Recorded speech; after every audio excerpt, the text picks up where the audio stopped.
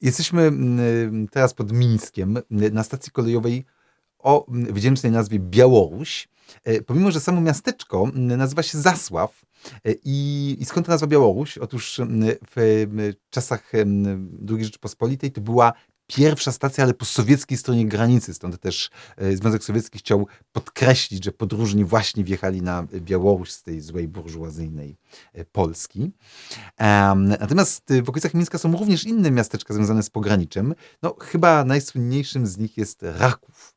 Dawna stolica przemytników, miasteczko rodem z Dzikiego Wschodu, gdzie znajdowały się różnego rodzaju knajpy, zajazdy, domy publiczne, szemrane hotele, mnóstwo przemytników, awanturników i różnych typów spod ciemnej gwiazdy, także prawdziwy Dziki Wschód. No ale z Rakowem nierozerwalnie związane jest postać Sergiusza Piaseckiego, człowieka cokolwiek nietuzinkowego, szpiega, przemytnika, awanturnika, bandyty, który w końcu został skazany na wieloletnią odsiadkę w najcięższym wówczas polskim więzieniu na Świętym Krzyżu. No i on, siedząc w celi, odkrył w sobie talent pisarski. Został dostrzeżony przez samego Melchiora Wańkowicza, który załatwił, tak mówiąc kolokwialnie, ułaskawienie z rąk prezydenta Mościckiego. No a książki Piaseckiego, Kochanek Wielkiej Niedźwiedzicy, czy Bogom Nocy Równi, stały się, mówiąc też językiem współczesności, bestsellerami. Ówcześni czytelnicy zaczytywali się w tych knajackich opowieściach o przemytnikach i o tej granicy pod Mińskiem w Rakowie. No, dzisiaj samo miasteczko z tego dawnego Rakowa pozostała w zasadzie jedna uliczka, taka kilka domków, kościół. Pozostała część miasteczka jest dosyć nijaka, choć funkcjonuje tam, naszym zdaniem, niezwykłe miejsce, które wam polecamy. Prywatne Muzeum Galeria Rodu Januszkiewiczów, w którym zgromadzone są różne eksponaty związane z historiami przemytniczymi.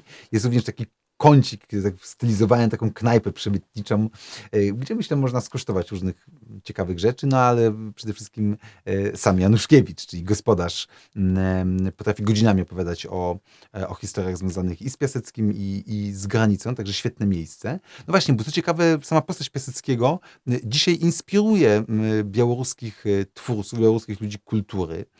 Chociażby Pita Paulała. Pit Paulał jest gitarzystą takiej legendarnej, antysystemowej białoruskiej kapeli NRM, czyli Niezależna Republika Marzeń, która od lat jest solą wokół prezydenta Łukaszenki, bo oni śpiewają o wolności, o tym, że nie chcą żyć w tym łukaszenkowskim kołchozie, reżimie.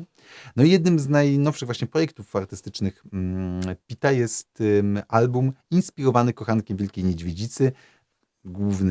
Główna piosenka, główny hit nosi tu, jak żeby inaczej, Kochanek Wielkiej Niedźwiedzicy. Zresztą teledysk został nagrany pod Mińskiem, dokładnie w miejscu, gdzie przebiegała dawna granica.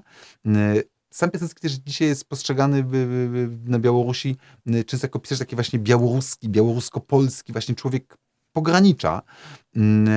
Oczywiście przede wszystkim dotyczy to właśnie Białorusinów, którzy są nastawieni bardziej patriotycznie, którzy znają swoją historię, którzy chcą mówić po białorusku, którzy nie chcą się dać sowietyzować.